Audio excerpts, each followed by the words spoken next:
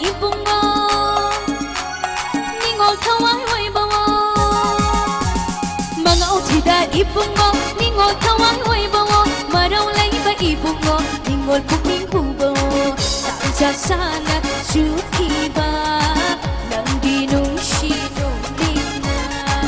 Nungshi na yun song nakle Ningol thamoy la kasi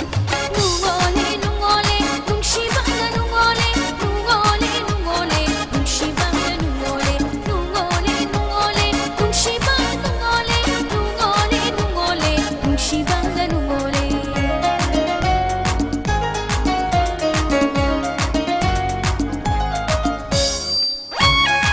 Especially aigi marup isan macha amadi makoigi mamanaba singda dedicate tawjari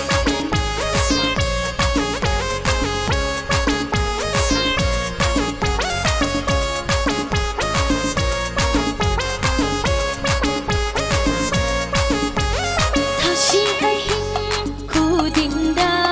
langla thawat oi biyu Thashi ahing khudingda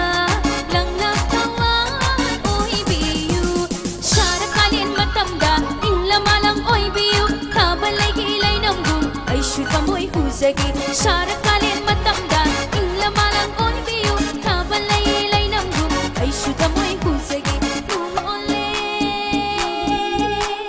Nungole Nung shiba na nungole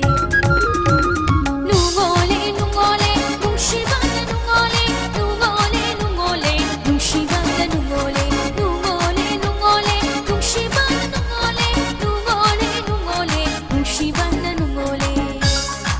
Thank you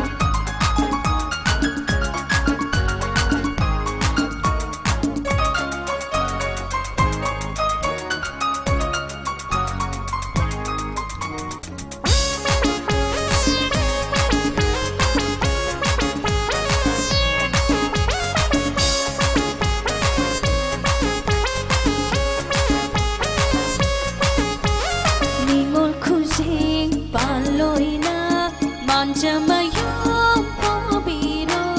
Ningol kusing paloy na manjamayong pobiro Kamoy yawa sing sari bakang natikot piro Bakang yawa sing piro Ningol itikot lagi Kamoy sing lekang labak Nang nakarigi sing nari Kamoy sing lekang labak Nang nakarigi sing nari Nungole Nungole Nung shiba na nungole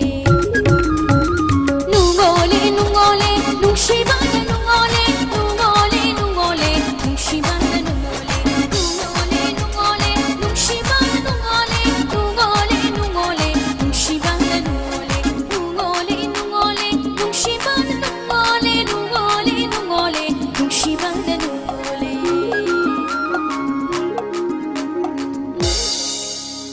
Thank you